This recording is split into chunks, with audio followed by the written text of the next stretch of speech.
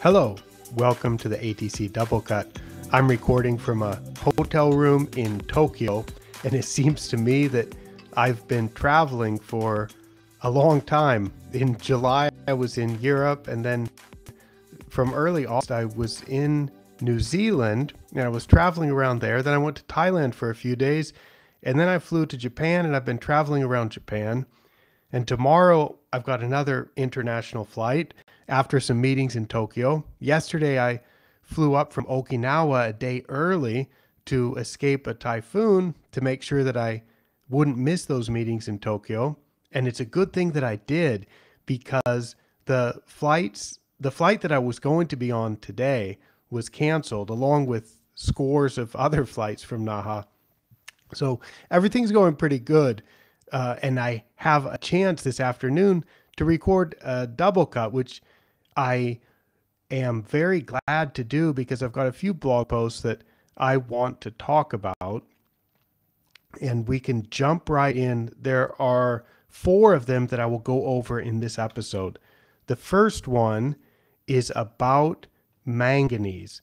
Now, this is something that I posted the full version on the Pace Turf website in the member update section. So if you're a Pace Turf member, you would have received this in the weekly update email, and you would have access to the full post on the website. And if you're interested in a Pace Turf subscription, you can get that at paceturf.org. Now, I was writing in this one, and I summarized on the ATC website kind of the take-home point, which was that a photo that Mark Smith from the UK posted, where he had attributed a green up response to a manganese application, and he had thought that his turf was deficient in manganese, and he attributed the green up response after applying manganese and amino acids and kelp, and the weather changed, and he attributed the green up to manganese. And I was like, okay, maybe it was, but I want to know a little bit more, because I'm not so quick to accept that any element would be deficient. And I'm still learning about this, so I want to learn. I was curious. So I contacted Mark privately. I sent him a direct message on Twitter, and he quickly wrote back and shared what his manganese levels were. And the soil manganese was 11 parts per million in the previous soil test that he had before he'd made this manganese application. Now, you can see a link to this. I'll put a direct link to this post, and from that post, you can get a direct link to click through to see the picture that he shared. And the grass was really, really green. Now, maybe the manganese had some effect on that greening, but I think if you don't have a check plot, if you don't have any kind of control plot, then you have a number of things that have changed. So it's impossible to say that the manganese caused it. But if it turned out that the manganese really was deficient, then I would be more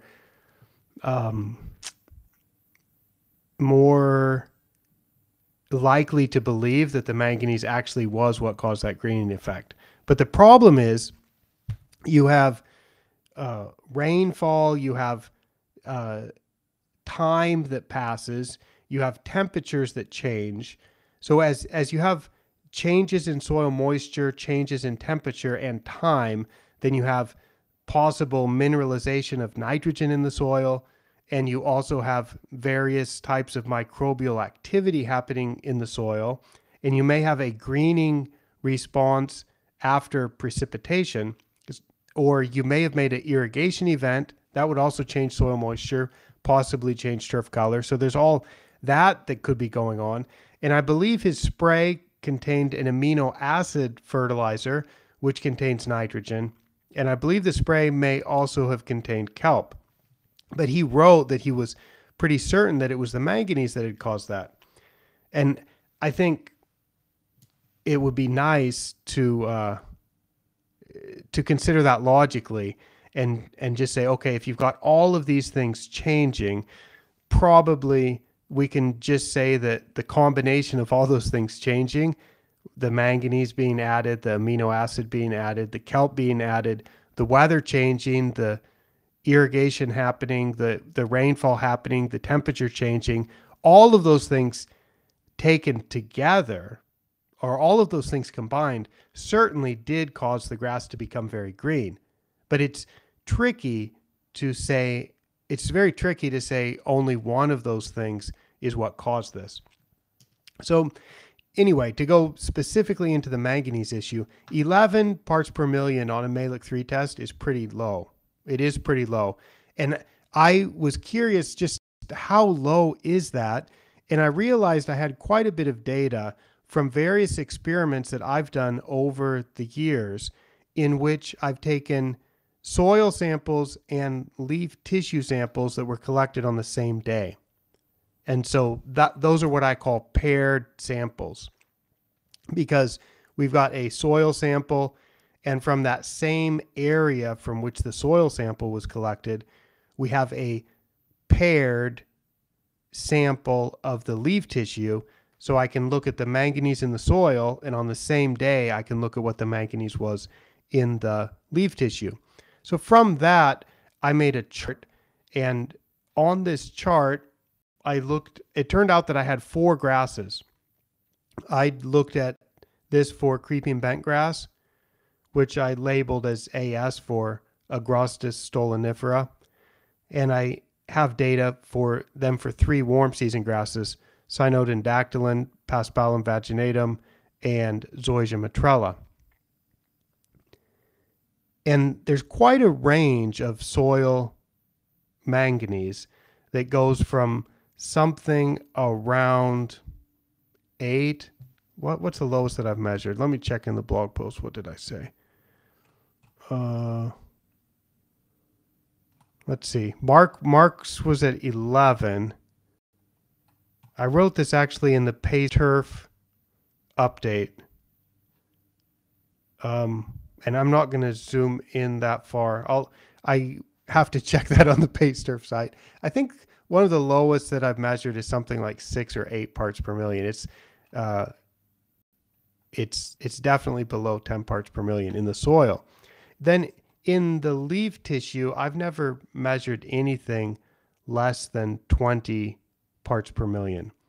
And if we look at some other recommendations from textbooks, they say that a deficient level in the leaf tissue for manganese would be 20 parts per million.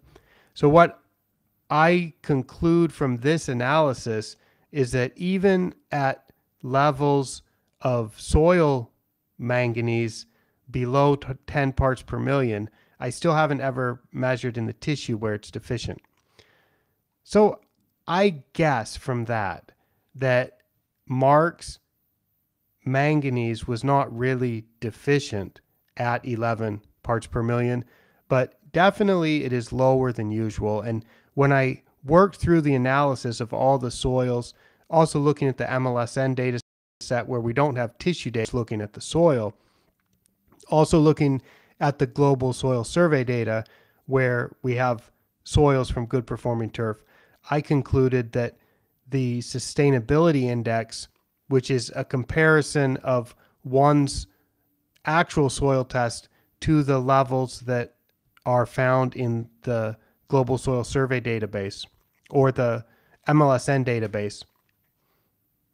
If we do that, we get a level of 0.14, and that means 14% of good performing turf is expected to be grown in soils that are less than that 11 part per million value that Mark Smith found or that he had in his soil. And you'd have 86% of soils would have more manganese.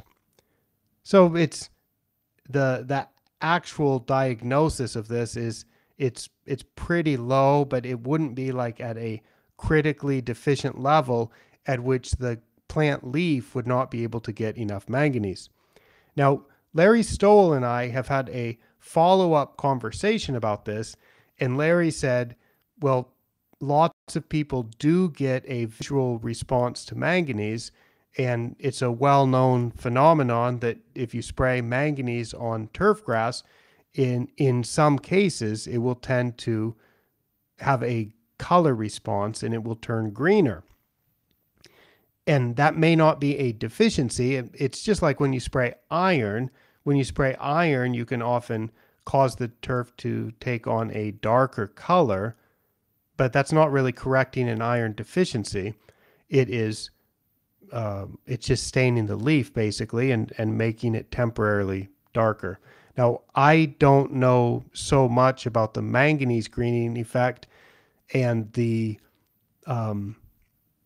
image that Mark Smith showed certainly looked like a true greening, not like any type of staining like you see with iron. So there may be something that needs to be studied a bit more about this.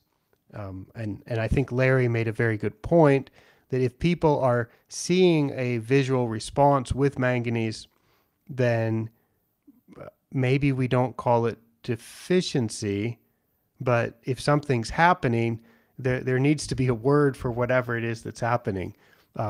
So it's certainly got me thinking about it, thinking about studying this one a little bit more and trying to understand that color response a little bit better. So that's one that that I would encourage you to look at and read the full post over on the Pace Turf site. And then the next post I want to talk about is ATC Doublecut listeners by country.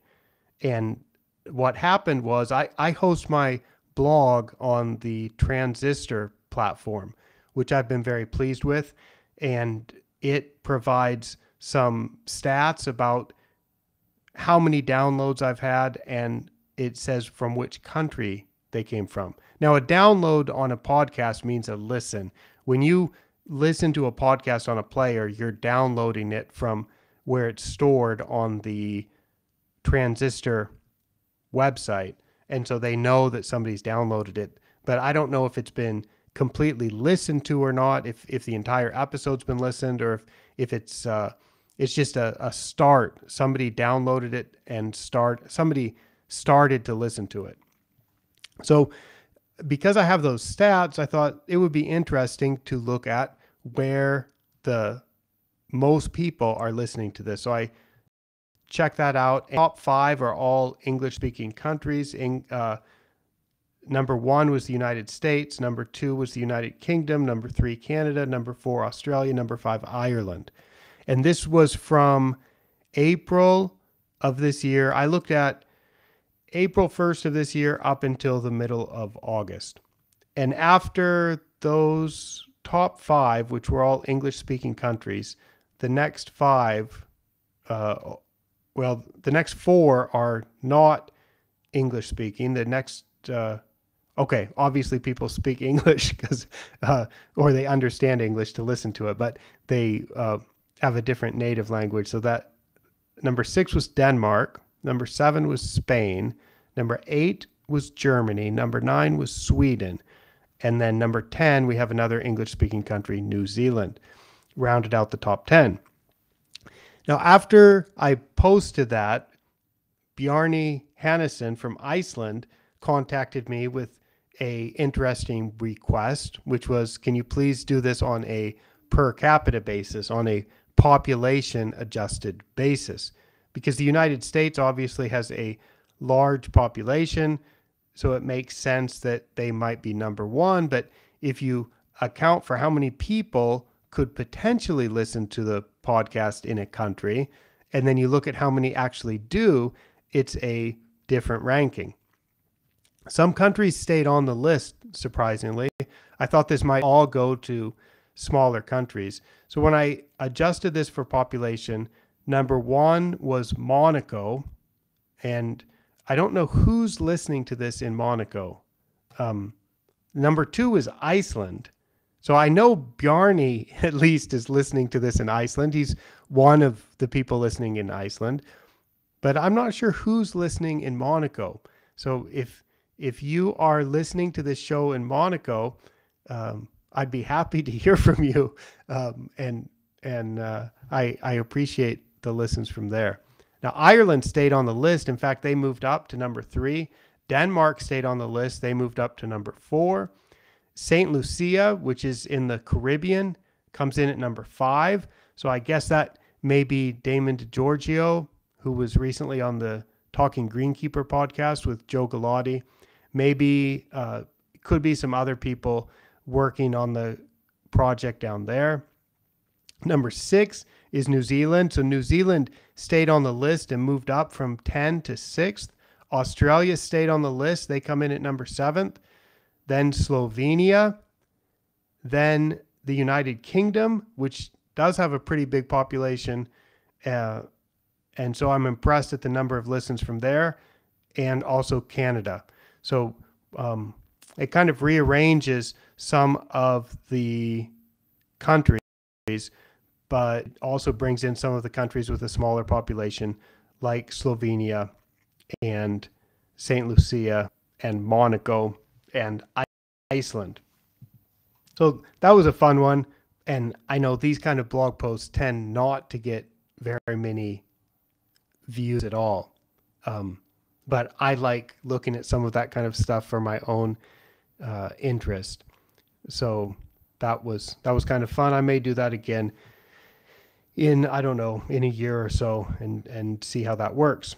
Now, the next one that I'm going to talk about is a post that I called Highlights from My Presentations in New Zealand.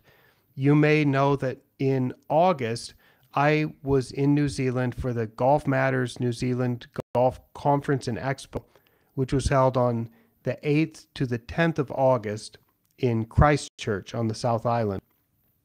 This was really a wonderful conference. I enjoyed it tremendously, and I enjoyed what I talked about tremendously. I recorded screencasts of both presentations, and in the blog, I put links to those screencasts. So in this post, I put links to the screencasts. I embedded the screencasts, I think, at the bottom of the posts. Yes, I did. Those are embedded, so you can just watch straight from the blog. And I also tried to highlight the key points.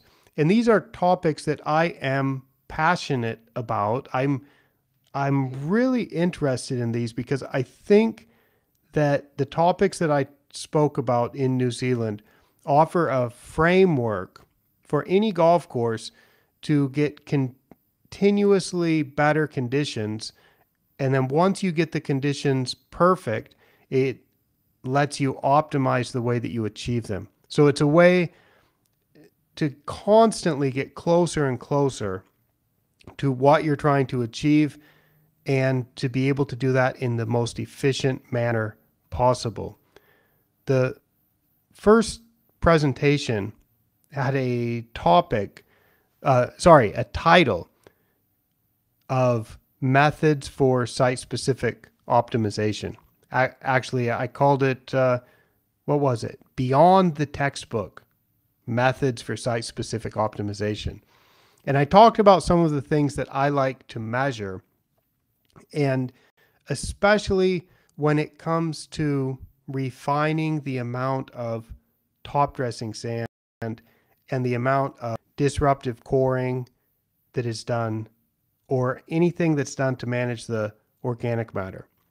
Now, it's not only that. I talked about other things, but I included, it's all in this frame. It's all in the framework of measuring the playing conditions of the turfgrass, measure the surface performance.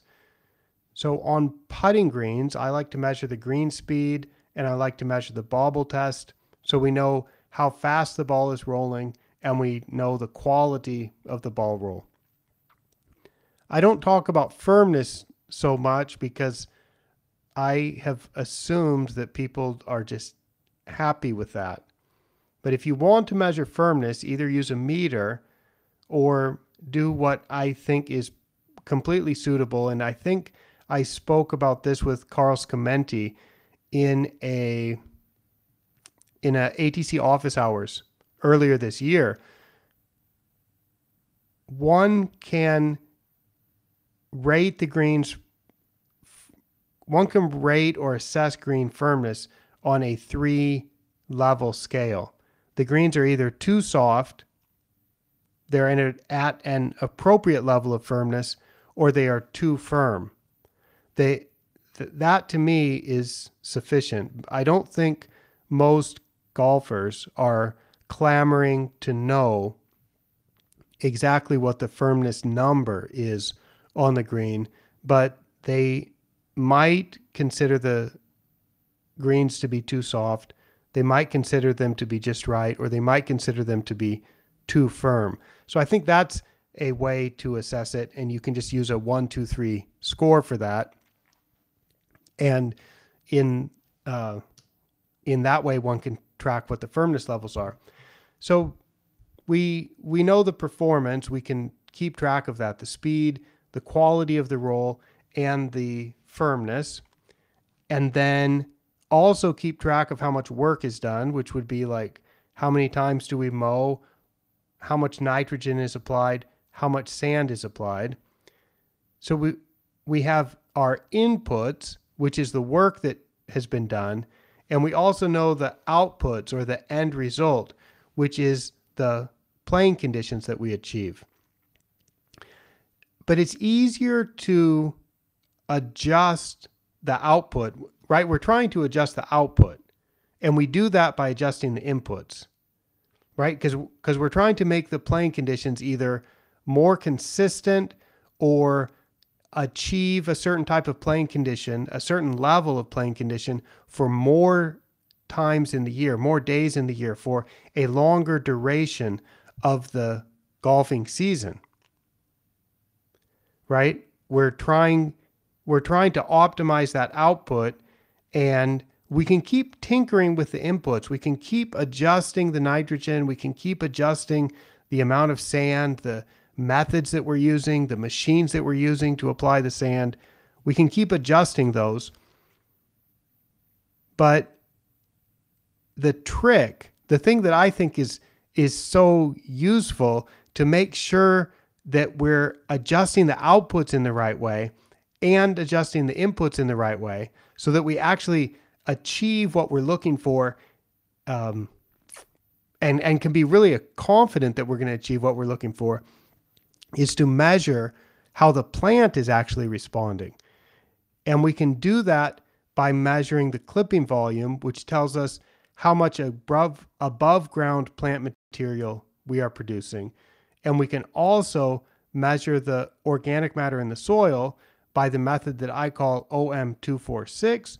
That's the total organic material in the soil. And if we do that, we can tell how much growth has happened underground. So we have these in-between measurements, right? They're somewhere in between the playing conditions that we want, and they're in between the work that we've done to achieve those playing conditions. By measuring how much the grass grows above ground, and by measuring how much organic matter is produced below ground, we now have a way to see how those in-between measurements have an effect on the playing conditions. And we also have a way to check what the direct results of the work is in terms of plant response. I explained that in the presentation that I recorded as a screencast on methods for site-specific optimization. I think this is a really fun way to manage, because it gives immediate feedback. It gives immediate feedback on what the results of the work are, and we can start to correlate that to the playing conditions. So I wrote in the blog post, with these bits of information, it is straightforward to adjust to create more growth or less growth, or schedule more soil organic matter management or less, and so on, with a goal of optimizing the playing conditions and doing all the disruptive work that is necessary, but no more than that. The second presentation I gave in New Zealand is about MLSN, which I call a modern method for turfgrass nutrition the I explained in the presentation why MLSN is a modern method. It's a modern method because the old methods like SLAN or BCSR are based on old research that is not based on the way turfgrass is managed today. And it's not based on the type of soils in which turfgrass is grown today. We can't really fix those old methods. It's not possible to take those old methods and apply them in the global turfgrass management industry in the many varied soils and grass species and grass varieties and types of playing surfaces for all different types of sport that are produced today. But there's a nice solution, which is just to bypass those, just forget about doing it the old way and use a modern method. MLSN is a modern method that it looks not so much at how much we want in the soil, but instead it's looking at how much the plant will use. So it's saying for any grass anywhere in the world, let's figure out how much of each element it needs. And the amount that it needs is the amount that it uses. And then we add in an extra amount that we want to keep in the soil. We have an extra amount beyond the amount that the grass uses that we want to keep in the soil as a safety reserve, as a buffer. But the main thing that we're doing with MLSN is saying, how much could the grass possibly use? Let's make sure that we either supply that amount as fertilizer, or we allow the soil to supply that amount if the soil has ample amounts of that element, or we allow the soil to supply some and we provide the remaining amount that the grass will use as fertilizer. That's what MLSN does, and that's why it's a modern method, because it bypasses and overcomes all of the problems with those old methods. This is something that works well for turf all over the world, and I recorded the screencast for that also. So you can watch both of those on YouTube. You can watch those at your leisure. And I know the screencasts that I record tend to get quite a few views. So I know some people are watching those, and it's something that I've tried to do for many years, and I'm getting better at it now. I still struggle with my hardware setup and with my audio setup and with my time available to do recordings and with where I'm able to do recordings and so on. But with encouragement from the late John Scott, who really wanted me to do this, I've every time I record one of these, I think of John and wish that he was still around to watch these and then give me feedback on them, because he always said he wished he could have been at the presentations, and rather than just me blogging about them, he wanted to hear what I had to say. So with the encouragement of John Scott, I've finally started doing it. And with the help of Bjarne Hannesen, I've got a bit of an audio setup that makes it listenable the first time, so I don't have to spend so much time doing post-production, post-shooting editing. And yeah, and then I just have to work to find the time, and I'm able to record some of these. So I love to share this information. It's kind of, I mean, it's fun to speak at conferences. It's definitely fun, and it's much better, I think, with an audience, because when I do give a presentation, if you've been to one of my presentations, it tends to be interactive. At the ones in New Zealand, there were a lot of people in the audience asking questions, and then I answer those questions and we have a discussion as we go through. But as a backup, or I mean, as an alternative for the people who couldn't be there for the live presentation, I record these as a screencast. So that is another post that you'll find on the blog. Again, all of these will be linked in the show notes. And then here's the most recent blog post, which is, do more people watch or listen to the ATC Doublecut? I started this as a video series and did a few videos in, I think, October, certainly in November of 2021, in the autumn of 2021, and then on December 1st as a podcast also. So since December 1st of last year, it's been 9 months, and I've had 45 new episodes since then. In total, there's 50 episodes. I think this might be the 51st or the 52nd, but since December 1st, there's been 45. So I looked at the data because I can look at how many people or how many times the podcast has been downloaded, which means a listened. How many times did a listen happen? So I can look at that, and then I can also look at the on YouTube. I can also look at how many times the videos have been viewed. Now, neither of these tell me how many times it's been finished, right? It could just be somebody clicking and listening to my voice for 2 seconds and saying, "Oh, that guy, I don't need to hear from him." Or they could watch on YouTube because they like the thumbnail, and then they click on it and see, "Oh, this is definitely not something I'm interested in," and they just close that video out and never watch anymore. So not all of these are like full watches or full listens, but these are what the numbers are. It's just like the numbers when somebody when we have numbers for blog post views, right? Or page views on a website. It doesn't mean somebody actually read the entire blog post, but I have some data on at least how many times people visited that page.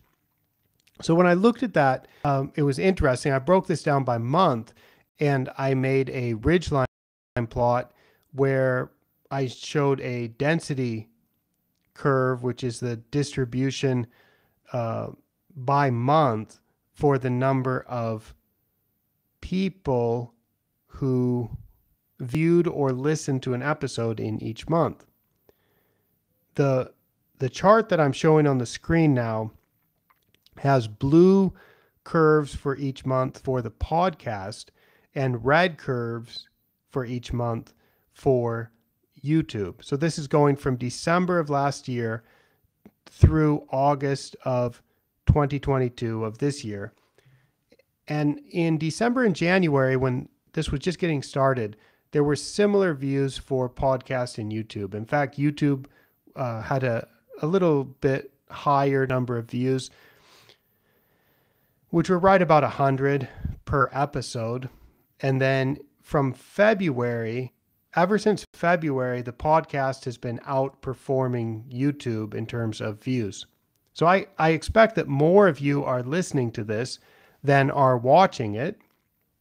And it was a steady progression, an increase from about 75 views per episode on average in December up to a peak in May of about 225 on the highest density of episode. The most episodes in May had about 225 views per episode.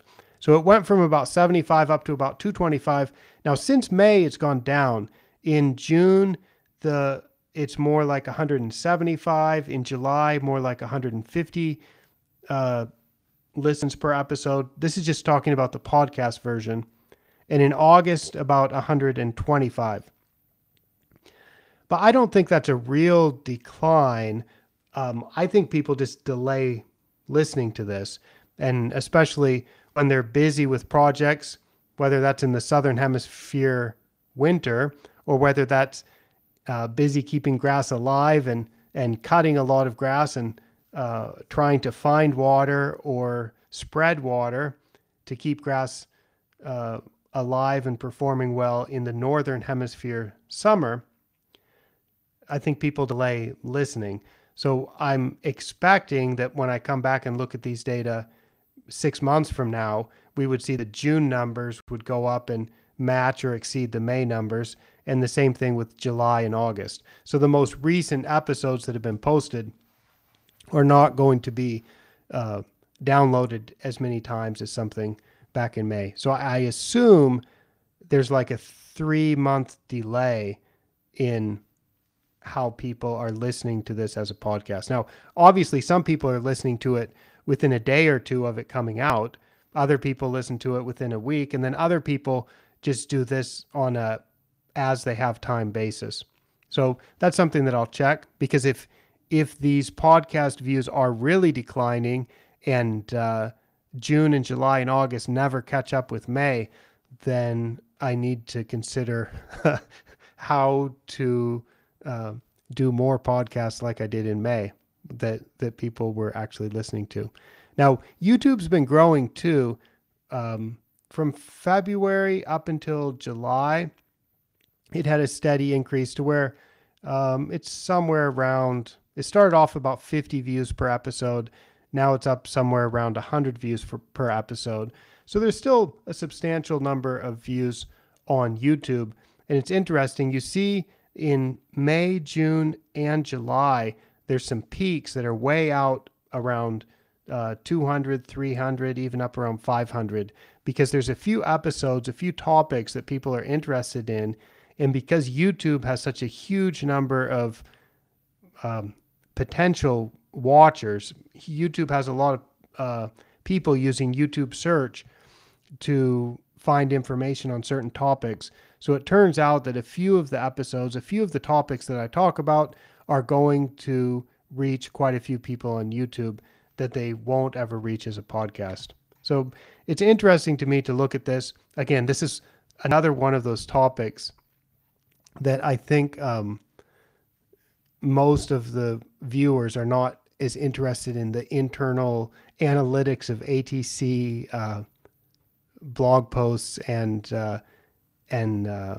exactly how many people are listening as I am, but I find it interesting. Still put a few of these pieces of data out there, and it is interesting. I think for anybody else that's podcasting or anybody else that's putting videos on YouTube or something, or if you're TurfNet, if you're Peter McCormick at TurfNet and they're getting I don't know, I mean, maybe 200, 500, 1,000 views per episode. Or if you're Earthworks, they've got their podcast. It's interesting for them to see the type of numbers that I'm getting. If you're pulling weeds, if you're the Talking Greenkeeper, I think, I hear a lot of people saying that they're getting considerably higher numbers than these. And I think with YouTube, it's easy to check, right? Because the number of views are pretty much shown on every video. So if GCSAA TV, if their YouTube account, I think they have a YouTube channel, if they post a video and it gets 5,000 views, and then I know that I'm only getting 100 views per episode, well, then we know that they're doing, what is that? They're doing 500 times better than I am, or 50 times better than I am in terms of the number of people watching the videos. But with podcasting, it's not so easy to tell because everybody's got their own data and they don't really, they don't have to share it. And so a few people have told me some of the numbers that they're getting, and I think it's, there may be 10 people in the turfgrass industry who are interested in these kind of numbers. So I don't mind to share it. I'm not terribly excited about how many people are listening. I wish it was more, but I'm not surprised either, because I know that there's only a a core number of people, a limited number of people who actually are this interested in turfgrass to listen to podcasts where I'm just talking about turfgrass issues. And I compared this in the blog post, I compared this to my website also. So if we add together the number of views and downloads, meaning the video watches and the podcast listens. So if we add those together, for each of the past 45 episodes, the median value is 213. So each episode is combined between videos and podcast listens is getting 213 as a medium value, and the mean is 235, a little bit higher. For comparison, the average blog post that I wrote in 2021 had a median of 208 page views and a mean of 334 page views. So that's very close. That's quite similar now between what the blog is getting and what the ATC Doublecut show is getting in terms of views and downloads. So I don't know. I think it's confusing when I say download because unless you're a podcaster, you might not know how that works. So views and listens might be a better way to say it. Of course, when I send out, I've been surprised at how many people sign up to get the blog by email. That list has just exceeded 500 subscribers. So every time I do a new blog post update, that goes out to more than 500 email addresses. So that's awesome. I'm glad that there's people who are wanting to get that information in any way possible, and I'm trying to put that information out in ways that are easy for people to get it. So between the hundreds of people getting the blog by email, then me talking about it and posting it on YouTube and making it available as a podcast here on the ATC Doublecut show, and then also just the people that go and actually visit the blog to read it. I guess this information goes out to, it certainly goes out to some hundreds of people every time I have a new episode. I wish I could show you the view out my window right now. It's a lovely view of the old Tsukiji fish market, which has now been torn down, and they're developing that for something else. And I believe they're moving the fish market to another place a couple kilometers away. But it's a beautiful day in Tokyo. There's lots of nice architecture to look at. But when I open the window, there's so much light flooding in that it just, the lighting would be much worse than it already is on this video. You absolutely would not be able to see my face and my glorious mustache that I had a good day with the humidity and the wax, and I was able to get it to hold together pretty well for this 40-minute or so conversation. So sometimes I struggle with the mustache more than that. I'm so thrilled that today it worked out well. Thank you for listening. I hope you'll check out some of those blog posts. Check out the manganese thing on the Pace Turf website with the full analysis of that. And I'll sign off and be back next time with more turfgrass information for ATC from Tokyo, Japan. I am Micah Woods.